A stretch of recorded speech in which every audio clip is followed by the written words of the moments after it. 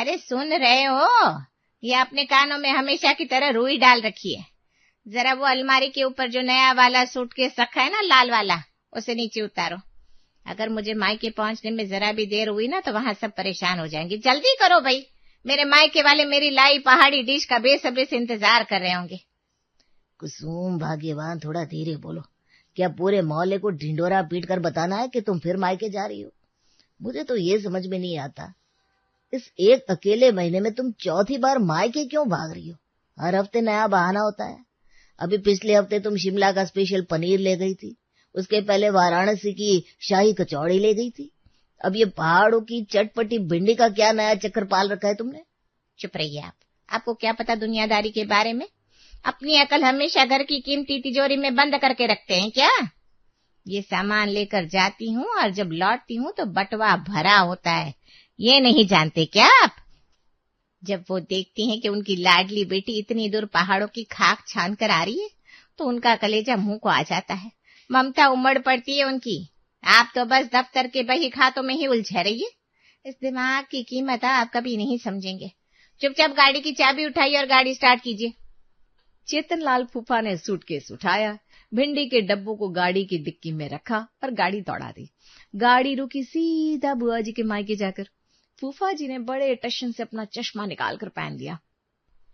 अरे जी, जरा अखबार को एक तरफ पटको और बाहर आओ। देखो मेरी बेटी आ गई। कितनी कमजोर और थकी हुई लग रही है मेरी बच्ची। जरूर इतनी दूर पहाड़ों के सफर ने इसे पूरी तरह से तोड़ दिया होगा। नीलू, जरा जल्दी से अदरक वाली कड़क चाय लेकर आ। मेरी बेटी इतनी दूर से भूखी प्यासी आई होगी। और दामाद जी के लिए फटाफट से कचौड़ी बना जल्दी। दीदी अब 10 दिन पहले ही तो किसी पहाड़ी ट्रिप से आई थी और आज फिर इनके पैरों ने तो वंदे भारत को भी फेल कर दिया। जी माँ जी आई। बेटा बता कैसी है तू? हाय माँ, क्या बताऊं, मेरे तो पैर बिल्कुल जवाब दे गए। रीढ़ की हड्डी में भयानक दर्द है। ऐसा लग रहा है जैसे 2 दिन तक बिस्तर से उठ नहीं पाऊंगी। इस बार तो मैं सीधे अल्मोड़ा की सबसे ऊंची और खतरनाक पहाड़ियों से आ रही हूँ माँ। वहां इतनी बर्फीली हवा चल रही थी कि मेरी कुल्फी जमने वाली थी। बस गाड़ी से उतरी और सीधे तुम्हारे पास भागकर चली आई। अरे कुसुम बेटा, तू हर हफ्ते इतनी दूर पहाड़ों पर क्यों निकल जाती है? इस उम्र में शरीर का ध्यान रखा कर। ये टेढ़े मेढ़े पहाड़ी रास्ते हड्डियों को हिलाकर रख देते हैं। कोई हड्डी चटक गई तो डॉक्टर हजारों रुपया ऐंठ लेंगे। घर पर आराम क्यों नहीं करते? क्या पापा, आप भी हमेशा बूढ़ों जैसी बातें शुरू कर देते हैं। माँ के लिए मेरी रगों में जो प्यार है ना, वो मुझे खींच ले जाता है। वो प्यार ही मुझे इतनी दूर पहाड़ों की वादियों में ले जाता है। ये देखो माँ, इस बार मैं तुम्हारे लिए अल्मोड़ा से पहाड़ों की चटपटी भिंडी लाई हूँ। वहां की पहाड़ों की शुद्ध ठंडी हवा और ओस की बूंदों में उगी हुई भिंडी है ये। आम भिंडी नहीं है। वहां ये 1000 रुपए किलो मिलती है। पर मैंने पैसों की बिल्कुल परवाह नहीं की, क्योंकि मेरी माँ के स्वाद से बढ़कर मेरे लिए इस दुनिया में कुछ भी नहीं है। कुसुम बुआ ने प्लास्टिक का वो डब्बा ऐसे गर्व से खोला जैसे वो कोई नायाब हीरा पेश कर रही हो। भिंडी की खुशबू हवा में फैली, जो वास्तव में गरम मसालों की थी। तभी रसोई से नीलू भाभी हाथ में चाय की केतली लेकर बाहर आई। उन्होंने टेबल पर रखे डब्बे में बड़े ध्यान से झांका। जी प्रणाम। पर मुझे एक बात समझ में नहीं आई। ये भिंडी दिखने में तो बिल्कुल वैसी ही हरी और छोटी छोटी है जैसे कल हमारे नुक्कड़ वाले सब्जी बाजार में मिश्रा जी बेच रहे थे। मिश्रा जी कह रहे थे कि ताजी भिंडी आई है, ले लो। और जी इतनी दूर पहाड़ों पर जाकर इतनी महंगी भिंडी लाने की क्या जरूरत थी? आजकल तो सोशल मीडिया पर एक से बढ़कर एक रेसिपी मिल जाती है। वो घर में ही 2 चम्मच एक्स्ट्रा मसाला डालकर बिल्कुल वैसी ही चटपटी भिंडी बन जाती। इतने पैसे बर्बाद करने की भला क्या जरूरत थी? सुना माँ, देख लिया तुमने अपनी पढ़ी लिखी बहू का रंग। सुन लिया ना तुमने अपनी बेटी के लिए इसके मुंह से क्या शब्द निकल रहे। माँ, मैं इतनी दूर पहाड़ों की जानलेवा सड़कों पर अपनी जान हथेली पर रख कर गई। मेरा बीपी ऊपर नीचे हो रहा था, उल्टी आने को थी। ऐसे में भी मैं तुम्हारे लिए ये पहाड़ों की स्पेशल भिंडी लाना नहीं भूली। और नीलू भाभी को लगता है मैं कोई ठग हूँ? मैं झूठ बोल रही हूँ? वो कह रही है कि ये मिश्रा जी की दुकान की भिंडी है। आए रे मेरी फूटी किस्मत, अपने ही सगे मायके में मुझे आज बराया कर दिया रे। नीलू, शर्म से डूब क्यों नहीं जाती तू? तेरी जुबान इतनी लंबी कैसे हो गई कि तू मेरी बेटी पर इल्जाम लगा रही है? अरे खुद तो जिंदगी भर इस शहर के 4 दीवार से बाहर कभी पैर नहीं रखा। और मेरी बेटी जो चाहती तो खुद खा पी कर मौज उड़ाती, लेकिन वो बेचारी तुम लोगों के बारे में सोचकर ये खाना लेकर आती है और तू उस पर उंगली उठा रही है। साफ साफ दिख रहा है तू मेरी बेटी के सुख से जलती है। भाभी गवार की गवार ही रहोगी, बात स्वाद की होती है। दिखने में तो सब भिंडी एक जैसी होती है। अब क्या पहाड़ी की भिंडी के सर पर सींग होंगे तब तुम मानोगे कि ये पहाड़ी भिंडी है? नहीं, मेरा वो मतलब नहीं था। मैंने तो बस इतना कहा कि इतनी दूर से ये सब डब्बे ढोकर लाने की क्या तुक है, भिंडी तो यहीं बन जाती है। बस एक शब्द और नहीं सुनना मुझे तेरे मुंह से। जा वापस रसोई में जाकर अपना काम कर। नीलू भाभी बेचारी अपना सा मुंह लेकर बिना कुछ बोले रोती हुई रसोई में वापस चली गई। कुसुम बुआ ने बड़ी चालाकी से आंसू पोंछते हुए अपनी माँ की गोद में अपना सिर टिका दिया। गायत्री देवी ने तुरंत अपनी लाडली बेटी का सिर सहलाना शुरू किया और बटुए से 5,000 रुपए निकाले। मेरे बच्चे, तो इस जल कुकड़ी की बातों का बिल्कुल बुरा मत मान। इसकी तो आदत ही है सबकी खुशियों में नमक डालना। ये देख, तूने बहुत खर्चा किया होगा ना। 500 रुपए किलो की भिंडी लाई है बेचारी। ये ले, पूरे 5,000 रुपए रख अपनी जेब में। पहाड़ों में तो बहुत महंगाई होती है, अपना ध्यान रखा कर और अच्छे से खाया पिया कर बेटा। माँ, इस पूरे घर में सिर्फ तुम ही मेरी आत्मा का दर्द समझती हो, बाकी तो सब दुश्मन है। ये देखो माँ, मेरे फोन में जरा ये तस्वीर देखो। ये अल्मोड़ा के पहाड़ों की है। जब चारों तरफ सफेद बर्फ गिर रही थी ना, तब ये तस्वीर खिंचाई थी मैंने। वाह वाह वाह, मेरी बेटी तो बिल्कुल बम्बई की किसी फिल्म स्टार हीरोइन जैसी लग रही है। इस बर्फ के बीच में कितना सुंदर नजारा है। सोमेश, जरा तुम भी आंखें खोल कर देखो मेरी बेटी का जलवा। उसी समय बैठक के ठीक बगल वाले कमरे के लकड़ी के दरवाजे के पीछे खड़ा नीलू का 21 साल का बेटा युवराज ये सारा ड्रामा देख रहा था। युवराज कॉलेज में कंप्यूटर साइंस का छात्र था। उसका दिमाग बचपन से ही कोडिंग, लॉजिक और गणित में इतना तेज था कि वो किसी भी बात को पल भर में पकड़ लेता था। बुआ हर हफ्ते पहाड़ों की बात करती है और दादी तुरंत उन्हें हजारों रुपए थमा देती है। दाल में कुछ काला नहीं है, यहाँ तो मुझे पूरी की पूरी दाल ही काली नजर आ रही है। और ये फोटो भी कुछ गड़बड़ लग रहा है। युवराज ने तब तक इंतजार किया जब तक कुसुम बुआ हाथ मुंह धोने के लिए अपनी माँ के साथ अंदर के कमरे में नहीं चली गई। जैसे ही बैठक खाली हुई, बुआ अपना मोबाइल टेबल पर ही भूल गई थी। युवराज दबे पांव टेबल के पास पहुंचा। उसने फुर्ती से बुआ का फोन उठाया और गैलरी में खोलकर उस तस्वीर को जूम करना शुरू किया। जैसे उसने फोटो को जूम किया, उसके तो होश उड़ गए। ओ भाई साहब, ये तो बिल्कुल घटिया दर्जे का एआई का जादू है।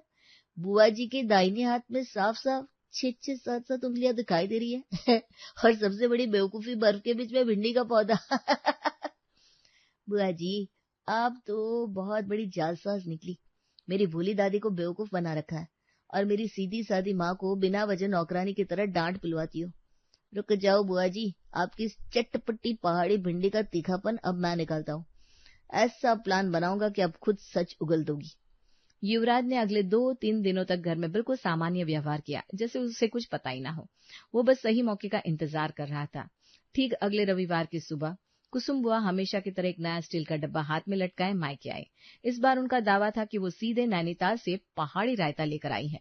जैसे वो सोफे पर बैठी, युवराज मुस्कुराते हुए उनके पैर छूने आगे बढ़ा। बुआ जी प्रणाम। अरे वाह, आज तो आपके चेहरे पर नैनीताल की बर्फीली हवाओं का नूर साफ झलक रहा है। हाँ बेटा युवराज, तूने बिल्कुल सही पहचाना। अब क्या बताऊं तुझे, इस बार तो नैनीताल की उन चोटियों पर ऐसी खतरनाक बर्फबारी थी कि मेरी जान पर ही बनाई थी। बस किसी तरह भगवान का नाम लेकर गिरते पड़ते ये पहाड़ी रायता तेरी दादी के लिए लेकर भागती भागती आ रही हूँ। अरे पैर कांप रहे अब तक मेरे। अब तो मेरा दिल ऐसा है ना कि अकेले अकेले मुझसे खाया नहीं जाता। जहां जाती हूँ तुम लोगों का चेहरा आंखों के आगे घूमने लगता है, इसीलिए कुछ न कुछ पैक करा लेती हूँ। बुआ जी, आपकी इस दरिया दिली को देखते हुए आज सुबह ही दादी ने मुझे अलमारी से निकालकर ढेर सारे पैसे दिए और कहा कि कुसुम के लिए शहर के सबसे बड़े और महंगे मॉल से उनकी पसंद की सबसे महंगी बनारसी साड़ी दिला कर ला। चलिए बुआ जी, बाहर मेरी कार खड़ी है, आपको शॉपिंग कराने ले जाता हूँ। है सच में? कि सच में मेरी माँ ने ऐसा कहा? हाय मेरी माँ, प्यारी माँ, मेरा कितना ख्याल रखती है। चल बेटा चल, फिर तो एक सेकंड भी देरी नहीं करनी चाहिए। शॉपिंग के मामले में तेरी बुआ को कभी थकान होती ही नहीं। अरे मेरी हड्डियों का दर्द भी गायब हो गया। चल चल जल्दी गाड़ी की तरफ बढ़। कुसुम बुआ बिना अपनी माँ गायत्री देवी से मिले लालच के मारे तुरंत बाहर खड़ी युवराज की कार की अगली सीट पर जाकर ठाठ से बैठ गई। युवराज ने गाड़ी को आगे बढ़ा दिया, लेकिन गाड़ी जैसे मुख्य सड़क पर आई, खेल बदल गया। युवराज ने उसे शहर के आलीशान मॉल की तरफ मोड़ने के बजाय सीधे हाईवे पर चढ़ा दिया और एक्सीलेटर पर अपना पैर पूरी ताकत से दबा दिया। कार हवा से बातें करने लगी। अरे युवराज बेटा, ये गाड़ी किस रास्ते पर ले जा रहे हो? मॉल जाने का रास्ता तो पीछे छूट गया। ये तो तुम गाड़ी को सीधे शहर से बाहर हाईवे पर ले आए हो। गाड़ी घुमाओ बेटा, रास्ता भूल गए क्या? बुआ जी सरप्राइज। अरे उस धूल मिट्टी वाले शहर के बंद मॉल में क्या रखा है? वहां तो वही पुरानी साड़ियां मिलेंगी। मैंने आज सुबह ही सोचा कि मेरी प्यारी बुआ हमारे लिए हमेशा पहाड़ों से इतनी अच्छी अच्छी चीजें लाती है, तो क्यों ना आज उनका ये भतीजा उन्हें सीधे असली पहाड़ों की हवा वाले मॉल से साड़ी दिलाए। हम मॉल नहीं जा रहे हैं बुआ जी, हम दोनों सीधे पहाड़ों की रानी मसूरी की ऊंची पहाड़ियों पर जा रहे हैं। वहां सीधे पहाड़ों पर ही हम शॉपिंग करेंगे। और वैसे भी अब तो नया एक्सप्रेस वे बन गया है, 3 घंटे में हम मसूरी पहुंच जाएंगे। क्या मसूरी पहाड़ों पर? नहीं बेटा युवराज, आज बिल्कुल नहीं। मेरी बात सुन, गाड़ी को तुरंत सड़क के किनारे रोक ले। मुझे ना चक्कर जैसा महसूस हो रहा है। गाड़ी घुमाओ जल्दी, मैं कह रही हूँ, गाड़ी घुमा बेटा। अरे बुआ जी, आप भी क्या अजीब बातें करती हैं। जो महिला हर हफ्ते शिमला जा सकती है, जो बर्फबारी के बीच जाकर भिंडियां तोड़ सकती है, उसके लिए ये छोटी सी मसूरी की पहाड़ी क्या चीज है। आप तो पहाड़ों की रानी है। बस आधे घंटे में असली तीखे पहाड़ी मोड़ और चढ़ाई शुरू हो जाएगी। कार अब हाईवे छोड़कर पहाड़ी इलाकों के मुख्य घुमावदार सड़कों पर तेजी से चढ़ने लगी थी। जैसे जैसे कार ऊंचाई पर जा रही थी, मोड़ तीखे होने लगे। कुसुम बुआ ने आज तक अपने पूरे जीवन में दिल्ली शहर से बाहर पैर नहीं रखा था, इसलिए असली पहाड़ी मोड़ों के आते ही उनका सिर लट्टू की तरह घूमने लगा। उनका पेट अंदर से उथल पुथल होने लगा और चेहरा एकदम पीला पड़ गया। तभी अचानक युवराज के फोन पर एक कॉल आई। युवराज ने फोन को कार के ब्लूटूथ स्पीकर से कनेक्ट कर दिया। स्क्रीन पर फूफा जी का नाम था। हेलो कुसुम, तुम कहाँ हो? तुम्हारा फोन क्यों नहीं लगा? शिवम ने बताया तुम युवराज के साथ कहीं बाहर गई हो। अरे कुसुम हो कहाँ भाई? ये बंटी पूछ रहा है, इस बार ऊटी की फोटो बना दे क्या? फूफा जी प्रणाम। बुआ जी मेरे साथ है और हम इस समय मसूरी की पहाड़ियों पर चढ़ रहे हैं। बुआ जी को पहाड़ों की ठंडी हवा बहुत पसंद है ना, इसलिए मैं उन्हें यहाँ पहाड़ों पर ले आया। मैं आपको ओरिजिनल पहाड़ का फोटो भेजता हूँ, आप क्यों नकली फोटो बना रहे हैं? क्या मसूरी पहाड़ों पर? अरे युवराज अनर्थ हो जाएगा, गाड़ी तुरंत वापस मोड़ो। कुसुम कभी किसी पहाड़ पर नहीं गई, उसे पहाड़ों में उल्टियां होने लगती है। और सुनो युवराज, वो सब नाटक था। वो पहाड़ों की चटपटी भिंडी और शिमला का पनीर सब फर्जी था। हम दोनों मिलकर तुम्हारी दादी को बेवकूफ बना रहे थे ताकि वो हमारे लाए घर के देसी खाने को स्पेशल पहाड़ी डिश समझकर मुंह मांगे पैसे देती रही। अरे गाड़ी रोक दो भाई, वरना मेरी पत्नी का राम नाम सत्य हो जाएगा। फूफा जी का ये सच स्पीकर पर सुनते ही कुसुम बुआ ने अपना सिर पकड़ लिया। कार के भीतर ही उनका पूरा भंडाफोड़ हो चुका था। युवराज ने देखा कि अब चिड़िया पूरी तरह जाल में फंस चुकी है। उसने कार को पहाड़ों की एक सुनसान मोड़ के किनारे खड़ा किया और सारे दरवाजे लॉक कर दिए। फिर युवराज ने फुर्ती से अपना मोबाइल निकाला, उसका कैमरा ऑन किया और बुआ के सामने लगा दिया। तो बुआ जी, फूफा जी ने तो फोन पर पूरा सच उगल दिया कि वो भी आपके इस महा घोटाले में शामिल है। अब आप भी इस कैमरे के सामने सब कुछ सच सच बता दीजिए, वरना लॉक नहीं खुलेगा और गाड़ी यहाँ से सीधे मसूरी की सबसे ऊंची चोटी पर ही जाएगी। अरे बाप रे युवराज, बंद कर अपना ये कैमरा। मैं सब सच कहती हूँ। मैं आज तक कभी किसी पहाड़ पर नहीं गई हूँ। वो सारी डिश, वो भिंडी, वो रायता मैं अपने ही घर के किचन में छुपकर यूट्यूब पर वीडियो देखकर खुद बनाती हूँ। और वो जो हमारे घर के नुक्कड़ पर भोंदू जी की दुकान है, वहीं से तुम्हारे फूफा जी रात में सस्ती भिंडी खरीद लाते हैं।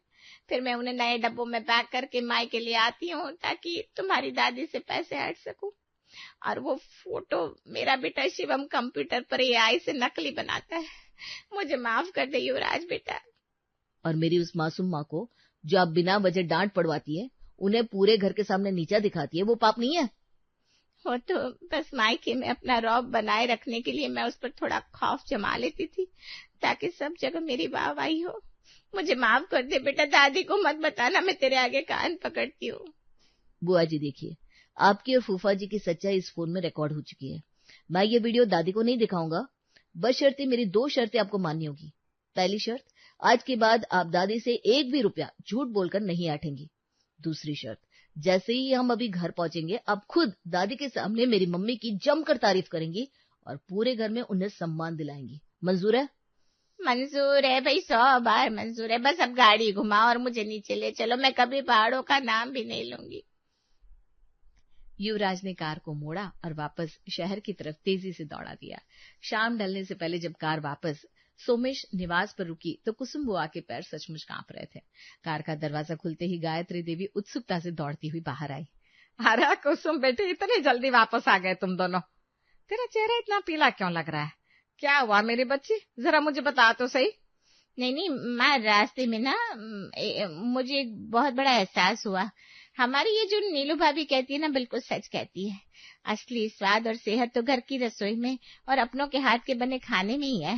माँ, मैंने फैसला किया है, मैं अब कभी किसी पहाड़ की यात्रा पर नहीं जाऊंगी। और हाँ माँ, मेरी बनाई पहाड़ों की भिंडी तो कुछ भी नहीं है। हमारी नीलू भाभी के हाथ की बनी हुई चटपटी भिंडी के सामने तो दुनिया के सारे पहाड़ों का स्वाद बिल्कुल फेल है। नीलू भाभी जैसा स्वादिष्ट खाना पूरी दुनिया में कोई दूसरा इंसान नहीं बना सकता। सबसे बेस्ट है ये। नीलू भाभी ने बेहद हैरान होकर अपनी ननद कुसुम जीजी की तरफ देखा। उन्होंने धीरे से घूमकर अपने बेटे युवराज की तरफ देखा, जिसे चुपके से आंख मारी। हाँ दादी, देखा आपने, अब हमारी बुआ जी को भी अकल आ गई है। वो अब कभी बाहर पहाड़ों पर जाकर फालतू पैसे बर्बाद नहीं करेंगी। वो अब हमेशा घर पर ही आराम से रहेंगी और हमारी मम्मी के हाथ की बनी असली चटपटी भिंडी का आनंद लेंगी। क्यों बुआ जी, मैं सच कह रहा हूँ ना? हाँ माँ, युवराज बिल्कुल सच कह रहा है। अब कोई पहाड़ नहीं, कोई शिमला नहीं, अब से सिर्फ घर की रसोई, नीलू भाभी के हाथ की चटपटी भिंडी और जीवन का असली सुकून। यही मेरा आखिरी फैसला है। शाम के समय दिवेश और नितिन दोनों ऑफिस से थके हारे घर लौटकर अपने परिवार वालों से बातें करते हुए, माँ ये लीजिए, इस बार ऑफिस से अच्छा बोनस मिला है। अरे वाह बेटा, तेरी तरक्की देखकर दिल खुश हो जाता है। हाँ माँ, आप इसे संभाल कर अपनी अलमारी में रख दो। तभी शिल्पा गर्मा गर्म पकौड़े बनाकर ले आती है और सभी लोगों को खिलाती है और फिर काम खत्म करके अपने कमरे में जाकर आराम करती है। शाम को शिल्पा के फोन पर किसी का फोन आता है। शिल्पा बातें करने के बाद बालकनी में अपनी सास के पास आकर कहती है, माँ जी, मैं जरा बाजार जा रही हूँ, मुझे रसोई का कुछ जरूरी सामान लाना था। ठीक है बहू, चली जा। तभी दिवेश भी बालकनी में ही आ जाता है। शिल्पा दिवेश से, दिवेश, घर में मसाले और कुछ राशन का सामान खत्म हो गया है, मुझे थोड़े पैसे दे दीजिए, मैं बाजार जाकर सारी चीजें ले आती हूँ। ये लो 2000 रुपए, ठीक से हिसाब से ले आना। शिल्पा पैसे लेकर बाजार जाती है। बाजार के एक कोने में खड़ी शिल्पा अपने छोटे भाई को कुछ पैसे अपने पर्स से निकाल कर देते हुए, हाँ ऋतिक, मैं ले आई, ये ले, मैं तेरे लिए पैसे लाई हूँ, इन्हें रख ले। हाँ दीदी, सच में इस वक्त इन पैसों की बहुत ज्यादा जरूरत थी, समझ नहीं आ रहा था मैं क्या करूं। कोई बात नहीं छोटे, तू परेशान मत हो, सब ठीक हो जाएगा, तू अब जा। कुछ ही दूरी पर चाय की एक टपरी पर नितिन अपने दोस्तों के साथ बैठा चाय पीते हुए अचानक शिल्पा को अपने भाई ऋतिक को पैसे देते हुए मन में कहता है, अरे ये तो शिल्पा भाभी है और वो उनका भाई ऋतिक है ना, भाभी उसे पैसे क्यों दे रही है। शिल्पा बाजार से लौटकर सीधा अपने कमरे में सामान रखने चली गई। पीछे से नितिन घर में आकर अपनी माँ से, माँ भाभी कहाँ है। अभी अभी बाजार से आई है, अपने कमरे में सामान रख रही है। क्यों, क्या हुआ। माँ, मैंने अभी बाजार में भाभी को उनके भाई को पैसे देते हुए देखा। क्या, पैसे दे रही थी, तूने अपनी आंखों से देखा। हाँ माँ, अपनी इन्हीं दोनों आंखों से। भाभी ने गुपचुप तरीके से उसे पैसे थमाए। हो सकता है उसका भाई किसी मुसीबत में हो, इसलिए दे रही होगी, छोड़, जाने दे। बात आई गई हो जाती है और कुछ दिन बीत जाते हैं। एक दिन शिल्पा अपने कमरे में अपनी छोटी बहन निधि से फोन पर बात करते हुए, दीदी मैं बहुत परेशान हूँ, ससुराल में कुछ समझ में नहीं आ रहा, बहुत बड़ी उलझन में फंस गई हूँ। अरे निधि रो मत, रोने से क्या होगा, एक काम कर, तू तुरंत यहाँ आ जा, हम दोनों मिलकर सब देख लेंगे। बाहर खड़ी कामना ये सारी बातें सुन लेती है। शाम को जब निधि रसोई में खाना बना रही थी तब कामना निधि के पास जाकर कहती है, अरे बहू, मैं रसोई में पानी पीने आ रही थी, तब मैंने तुझे अपनी छोटी बहन निधि से बात करते हुए सुना। निधि अपने पति के साथ आ रही है क्या। नहीं माँ जी, वो अपने पति के साथ नहीं आ रही, वो अकेली ही आ रही है। अरे बिना पति के अचानक अकेले आना, कोई समस्या है क्या। माँ जी, वो बहुत दिनों बाद आ रही है, क्या मेरी बहन मुझसे मिलने भी नहीं आ सकती। अरे मैंने ऐसा कब कहा, आ सकती है, कोई दिक्कत नहीं है। तू जा बाजार से पनीर वगैरह लाकर रख ले और रात को वही बना देना, उसे पसंद है ना। जी माँ जी, बहुत बहुत शुक्रिया।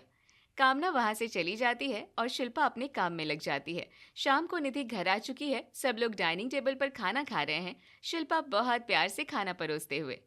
निधि, तुझे पनीर पसंद है ना? ये देख, माँ जी ने खास तौर पर तेरे लिए पनीर बनाने को कहा था। निधि मुस्कुराकर सभी से बातें करती है और रात को शिल्पा के कमरे में बैठकर अपनी बहन से बातें करते हुए। दीदी, मुझे पैसों की सख्त जरूरत है, साहूकार का कर्ज उतारना है वरना वो बेइज्जती करेगा।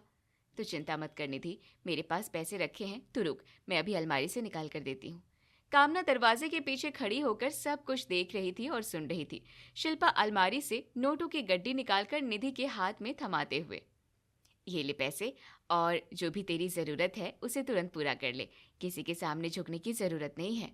बाहर खड़ी कामना ये सब देखकर मन ही मन, अच्छा, तो उस दिन ये बाजार में अपने भाई को पैसे लुटा रही थी और ये आज अपनी शादीशुदा बहन को घर के पैसे बांट रही है। मेरे बेटे की कमाई पर डाका डाल रही है ये लड़की। अरे माँ जी, वो दरअसल मेरे पर्सनल खर्चे भी तो थे, मैंने वो ले लिया था, इसलिए पूरे 2000 रुपए लग गए। हाँ हाँ, मैं बहुत अच्छे से जानती हूँ बहू कि ये पैसे असल में कहाँ जा रहे हैं। क्या मतलब है माँ जी आपका? मैं समझी नहीं। कुछ नहीं, तुम जैसी औरतों को समझाना ही बेकार है। कामना गुस्से में वहां से चली जाती है। ऐसे ही कुछ दिन बीत जाते हैं। एक दिन दिवेश सोफे पर बैठकर हिसाब करते हुए, सुनिए जी, इस महीने काम वाली बाई, दूध वाले और बाकी सब लोगों का पेमेंट मुझे दे दीजिए, मैं सबको पैसे बांट दूंगी। ये लो, ये बिल्कुल नाप तौल के गिनती के पैसे हैं, जितने खर्चे हैं उतने ही हैं। अरे नहीं, ये तो कम है, मुझे 1000 रुपये और दे दीजिए, इमरजेंसी के लिए काम आएंगे। ठीक है, ये लो 1000, लेकिन याद रखना अगर पैसे बढ़े तो मुझे शाम को वापस कर देना। दिवेश ऑफिस चला जाता है। तब कामना, तुम जानबूझकर हर बार ज्यादा पैसे ऐंठती हो ना बहू, मुझे बहुत अच्छे से पता है कि तुम ये पैसे क्यों लेती हो और इनका क्या करती हो। माँ जी, आप बिना पता नहीं क्या क्या सोचती रहती हैं। अरे घर में कोई कमी ना हो इसलिए लिए हैं। शिल्पा पैसे लेकर अपने कमरे के अंदर चली जाती है। ऐसे ही कुछ दिन बीत जाते हैं। एक दिन शिल्पा बालकनी में खड़ी होकर अपने फोन पर किसी सहेली से बात कर रही है। कामना दबे पांव पीछे आकर खड़ी हो जाती है और उसकी बातें सुनती है। यार, अच्छा, तुझे सच में पैसों की सख्त जरूरत है, ठीक है ना? तो बिल्कुल चिंता मत कर, बता कितने पैसे चाहिए तुझे? क्या बताऊं शिल्पा, मुझे पैसों की बहुत जरूरत पड़ी है। 5000 रुपये हो जाते तो बड़ी मदद मिल जाती शिल्पा। अच्छा, 5000, ठीक है, मैं तुझे अभी तुरंत फोन पे कर देती हूँ, तू बिल्कुल टेंशन मत ले। शिल्पा जल्दी से अपना फोन ऑन करती है और 5000 रुपये ट्रांसफर कर देती है। तभी कामना पीछे से आकर शिल्पा का हाथ पकड़ते हुए, अच्छा, तो तुम अब अपने मायके वालों के साथ साथ अपनी सहेलियों को भी यहाँ के पैसे बांटने लगी हो। मेरे बेटे की खून पसीने की कमाई को ऐसे हाथों से तुम लुटा रही हो। माँ जी, ये आप कैसी बातें कर रही हैं? ऐसा कुछ भी नहीं है जैसा आप सोच रही हैं। साफ साफ दिख रहा है बहू, और अब क्या देखना बाकी है। शिल्पा रोते हुए अपने कमरे की तरफ भाग जाती है। थोड़ी देर बाद दिवेश ऑफिस से घर लौटता है। सोफे पर बैठी कामना दिवेश को परेशान देखकर, क्या हुआ दिवेश बेटा, आज इतना परेशान क्यों है? माँ, इस बार ऑफिस में किसी तकनीकी प्रॉब्लम की वजह से हम सबकी सैलरी होल्ड हो गई है। इस महीने हमें 1 रुपया भी सैलरी नहीं मिलेगी। क्या, सैलरी नहीं मिलेगी? तो इस महीने घर का खर्च कैसे चलेगा भैया? मुझे भी नहीं समझ आ रहा, मेरे पास तो कोई अलग से सेविंग भी नहीं है। अगर हर महीने कुछ पैसे बचे हुए रहते तो आज हम उसी से पूरा घर चला लेते। तभी शिल्पा पानी लेकर बाहर आती है। कामना शिल्पा को देखकर गुस्सा होते हुए, कैसे तेरे पास सेविंग रहेगी बेटा? सेविंग तो तब होगी ना जब पैसे घर में रहेंगे। तेरी बीवी तो पूरे पैसे ले लेकर अपने मायके वालों को दे रही है, अपनी सहेलियों पर उड़ा रही है। ये क्या बोल रही हो माँ आप? शिल्पा ऐसा क्यों करेगी? यकीन नहीं है तो अपने छोटे भाई से पूछ ले। और तो और मैंने खुद इसे अपनी बहन निधि को रात के अंधेरे में नोटों की गड्डियां देते और अपनी सहेली को 5000 रुपये ऑनलाइन भेजते देखा है। ऐसी गैर जिम्मेदार औरत के साथ भला घर कैसे चल सकता है दिवेश? शिल्पा, क्या ये सब सच है? तुमने हमारे घर के पैसे बाहर बांटे? हाँ दिवेश, जो माँ जी और देवर जी कह रहे हैं वो सब सच है। मैंने अपने भाई बहन को और अपनी सहेली को पैसे दिए हैं। आप लोगों को मुझ पर कभी भरोसा नहीं था। काश एक बार चिल्लाने से पहले मुझसे पूछ लेते कि आखिर मैं उन लोगों को पैसे क्यों दे रही थी। तो फिर बताओ शिल्पा, क्यों दे रही थी तुम पैसे? मेरे मायके वाले और मेरी सहेलियां बहुत अच्छे से जानते हैं कि मैं पैसों का मैनेजमेंट कितने अच्छी तरह करती हूँ। जब भी उनके पास कुछ एक्स्ट्रा पैसे होते थे वो मुझे दे देते थे ताकि मैं उसे सही जगह इन्वेस्ट कर सकूं। क्या बकवास कर रही है तू? तूने तो उनसे पैसे लिए नहीं, उन्हें पैसे दिए थे, मैंने खुद देखा है। माँ जी, वो लोग जब अपनी मुसीबत के वक्त अपने ही जमा किए हुए पैसे मुझसे वापस मांग रहे थे तो मैं बस अमानत में खयानत नहीं कर रही थी, मैं उनके पैसे उन्हें ही लौटा रही थी। मैंने उनके पैसों को कभी डाकघर की आरडी में तो कभी महिला बचत बैंक में डाला था, जिससे मुझे उन पर ब्याज भी मिला। और जो पैसे मैं तुम्हें घर खर्च के लिए देता था और तुम एक्स्ट्रा मांगती थी, वो कहाँ गए? दिवेश, हर महीने एक्स्ट्रा पैसे मांग मांग कर मैंने इस घर के बुरे वक्त के लिए जोड़ कर रखे थे। रुकिए, मैं अभी लाती हूँ।